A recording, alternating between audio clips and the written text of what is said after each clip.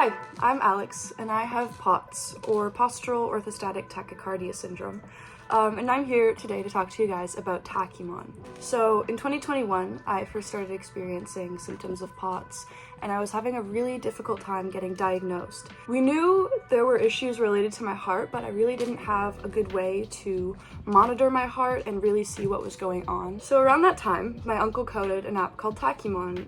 With the first version of Tachymon, I was able to receive haptic alerts based on what my heart rate was, and that was really useful because I was experiencing lots of syncope.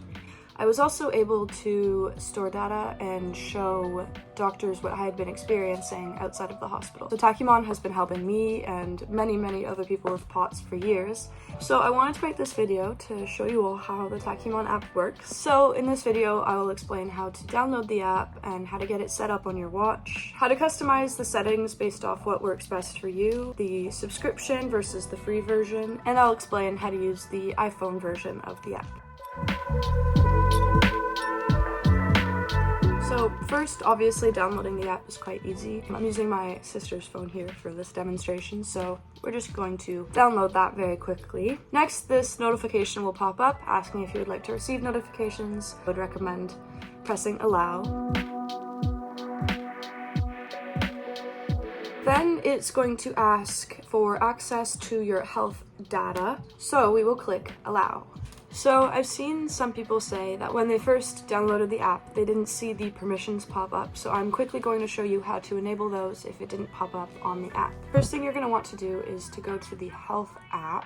So you can go to the Health app, and then you'll click the Sharing tab at the bottom. Next, you'll press Apps and Services, and you'll find Tachymon. And this is where you'll be able to find all the permissions and turn them on. This is also a way to turn them off if you feel like it.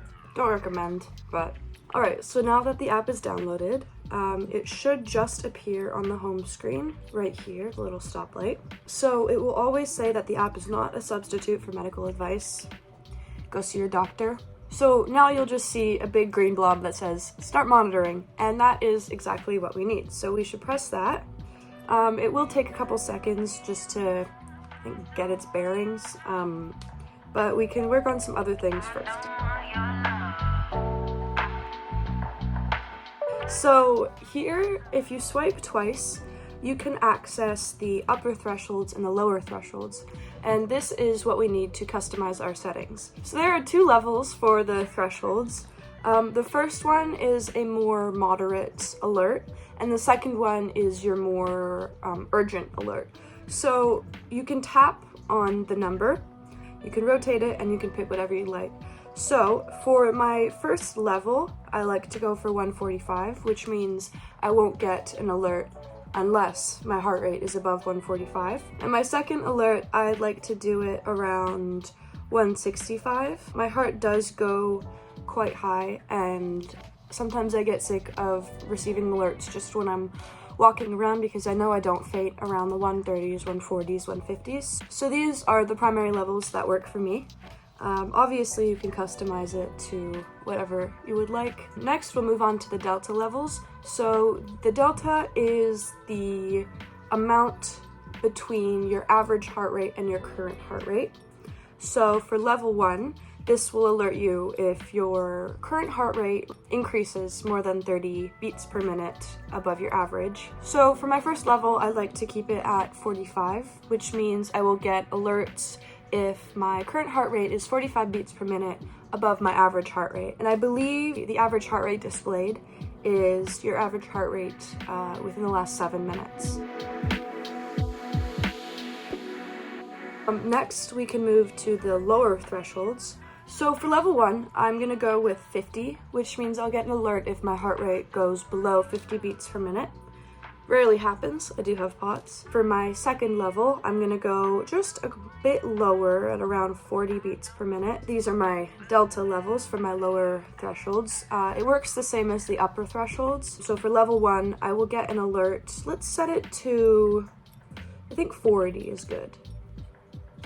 I will get an alert if my current heart rate is 40 beats per minute below my average heart rate. I'm gonna set this one pretty extreme. This does happen quite a lot, so we're gonna do 100. So here, I will get an alert if my current heart rate is 100 beats per minute below my average heart rate. Below, if you keep scrolling, you can go on silent watch alerts.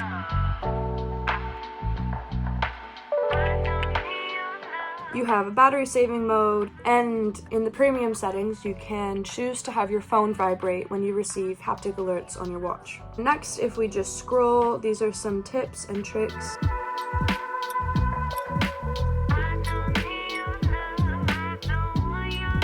That's it for the customizable settings.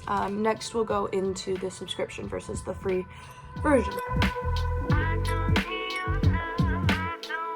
So on the free version, you're basically able to see everything on the watch. You're able to monitor your heart rate. You are able to see your events, which is just one swipe away from your heart rate. I don't have any currently because I've been sitting down making this video. You're able to receive the haptic alerts I had mentioned previously, and you're able to customize, as I mentioned previously. So basically, with the premium version, you're able to access a lot more on the phone app version of Tachymon. So when you first go onto the app after subscribing for the premium version, this is what you'll see. Up here, you can see your current heart rate on your watch. It's not running right now just because I'm wearing my sister's watch, but usually it will. This question mark here basically just explains how everything works in case you forget. Very useful. So next to your current heart rate, you can click add symptom, and that will log a symptom for right now. You can add dizziness levels, fainting, fatigue, nausea, chest pain, shortness of breath, pounding, rapid heart rate, skipped heartbeat, memory lapse, and body ache, and you can log those at various levels. You can also choose the date and the time. And then if we go just a bit lower, we can see all of my past alerts. I've been pretty good recently. I would say I've been taking my meds. But here you can also click on the number and you can see a graph of your heart rate around that time. You can also add notes and symptoms on each event on the event list. So if you would like to export this graph, you can save to photos down here or export the data to files. And then, yeah, it just goes down for days and days and days and days. Next, if we go here, we can go to our sessions. So these are for however long you are running the watch. We can find a good session. This is a good example. This is February 20th. Now, if you click on the individual sessions, you'll see the date, you'll see the time that you had the watch running.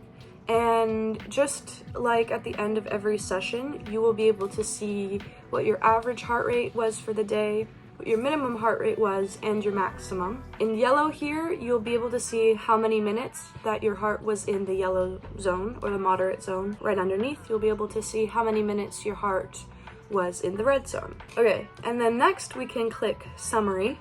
And here we can see all the alerts within the past week, month, and year. And here you can also export it to your photos or to a file.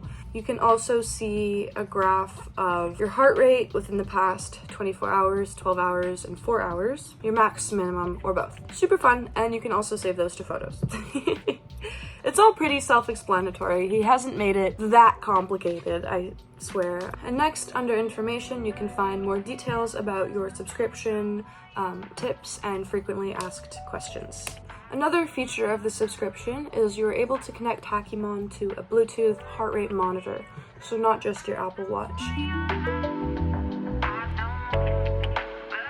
I've read about many cases where the constant alerts can stress people out. So if you do feel like the haptic alerts are too much and too stressful, I recommend maybe just wearing them when you're experiencing flare-ups or when you're exercising. I do use mine all day, every day, because I do experience syncope, sometimes out of the blue, out of nowhere, so I really find it useful to constantly have it on my wrist just in case anything like that might happen. Of course, it's very important to remember that you will always know yourself better than technology does. You know, an Apple Watch will not know what you are feeling, you will. I wanted to touch a little bit on battery life. So I can wear my watch from the moment I wake up, let's say around 8 a.m., to about 2 a.m. before it dies, constantly monitoring on Tacumon. Usually I charge my watch every night, so this is never an issue. Rarely I've had instances where it's died before I'm home and safe. So that's it for me. I hope that this video was at least somewhat helpful or educational. So thank you so much for listening. And take your meds, eat salt, drink water, don't faint. Have a great day. Goodbye.